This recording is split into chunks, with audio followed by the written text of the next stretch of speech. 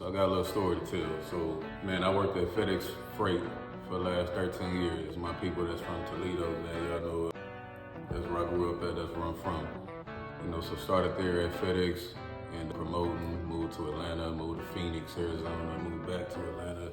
I'm at a six-figure salary now, all the way from 16 an hour. Back in Toledo, I make it to a six-figure nice. I feel like I'm on top of the world, I got my family at home, everything is working. I'm able to provide for them. Shit, I'm living a dream. And, I got a good salary, I got good benefits, I got a motherfucking name.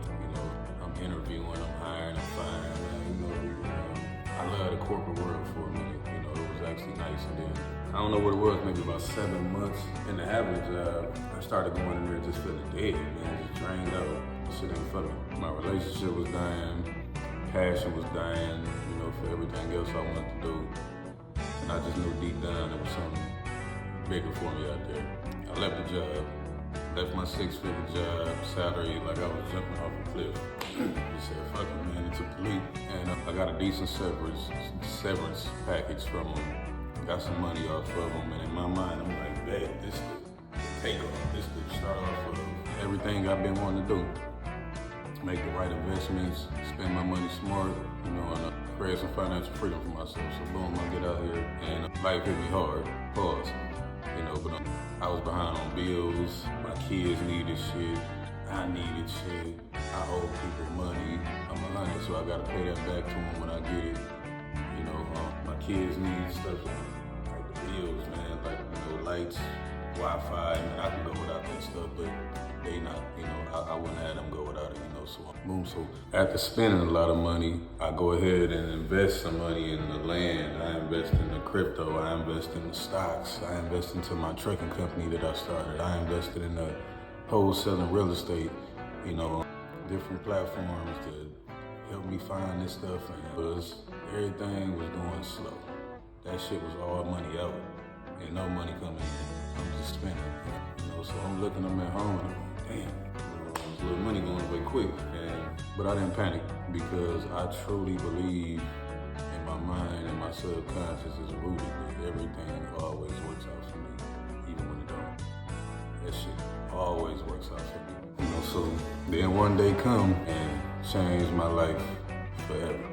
So I'm sitting at the house with my kids, midday, it's probably like 12 o'clock, 1 o'clock or something. They running around the house, just doing my boy's 6, my little girl is 2. They just running around the house. I'm like, man, I feel bad. I ain't been nowhere all day. I've been sitting in the house just trying to work on this computer. Let me get my kids outside the house. Boom, we jump on I-20. If you in Atlanta, you know what I'm talking about, man. We going I-20 west towards Six Flags. We're going to Lithia Springs Park, so going off, I get off the exit, look back, my kids knocked out, snoozing, sleeping. And then I'm thinking in my mind, I'm like, I don't even need to take them to this park because as soon as I wake them up, I know my kids, when I wake them up, they're not gonna enjoy this park how they want to. And so slid back down I-20 East, going back towards my house, back towards my place and everything. And then this big white semi-truck's on the side of me, speeds up. I remember the only one thing I remember is how loud this damn truck was. So he loud, I tried to speed past it because I'm like, man, I can't even hear my damn kids in the back and stuff. So then boom, that thing speeding back up. I hear the noise just get louder and louder.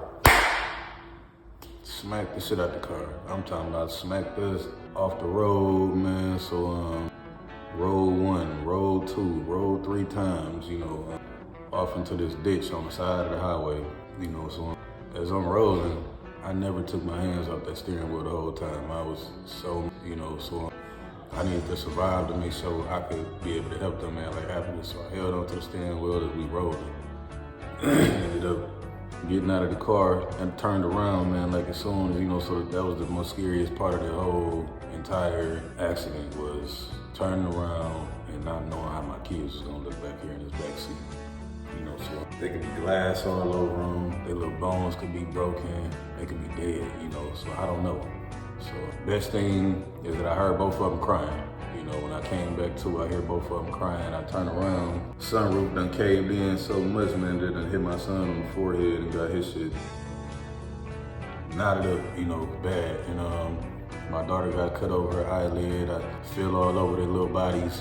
everything is cool, you know, so the bones weren't broken, but they was hurt, you know, me, I'm bleeding from the top of the head. I break out of the driver's seat, can't get none of the doors open, I gotta get my kids out, you know, but I say all that to say, like, that was in a weird way, it's like I've been asking for something, like asking for that, man, like, and not for my kids to get into no damn crash, you know, man, but it was just that divine sign, man. Like, I survived being shot 6 times in Arizona back in 2018, and then I survived a rollover crash just a few weeks ago, you know, man, with my kids. I'm not afraid to get out here and say that I'm divine as fuck, man. Like, I'm heavily protected, and I got a mission here on this earth, you know, so, and I'm gonna definitely go ahead and fulfill it because shit, man, it's a lot of that shit that happened, man, I shouldn't be here right now. You know, and the fact that I am, I'm gonna make it worth it. You know, and I just said that to say God protected me and my kids, and on top of that, I'm about to probably get one of the biggest damn payouts for that to set me and my kids up forever. You know, so talk about a blessing, man, and how weird blessings work because I'm out here working, grinding, I'm trying everything to make this money and nothing working, and then boom, crazy work, man, but I thank God, man. Like, I think that trauma and that accident right there had pushed me into an entirely new frequency of gratitude and just being grateful. I ain't care about shit else. As long as when I got home that night with me and my kids, all I could do was stare and look at them like, damn, man, y'all could be gone. I can't imagine life waking up tomorrow when y'all not here. You know, man, it's wild, but crazy shit. Now, looking at that entire thing that happened from a metaphysical standpoint, I'd like to give shout out to like 3 of the dudes that I get a lot of my inspiration from, you know, a lot of my work and stuff, man. So shout out to Myron Golden, shout out to Nero Knowledge, shout out to Neville Goddard. I know you ain't around, but I got a lot of good knowledge off of you. One good thing Neville taught me was to live in the end, feel the wish fulfilled. So if you don't have a goal, like if you don't know what your end game is, that's a problem. If you can't vividly visualize what you want in this life, your desired reality, your desired state, we got a problem. That's where you gotta start at. Because you can't worry about how you gonna get there or anything if you don't have a destination. You know, you don't even got a fucking destination to go to. So the rule number 1, man, find your destination. And once you got it, once I started doing it, I started visualizing myself in mansions, on yachts with my kids. I could feel the air. I could smell what was going on. It was like I was there. I'm not living from my dream, I'm living through it. You know, living through my reality. So, and you know, with emotionally charged thoughts plus visualization leads to materialization. You know, so, and I believe that with everything in me.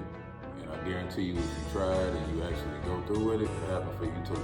I promise you. You know, so I'm gonna say, like, bro, I didn't know where this money was gonna come from. I was doing everything, and everything was just not fucking working, man. You know, and I'm like, it's just slow periods.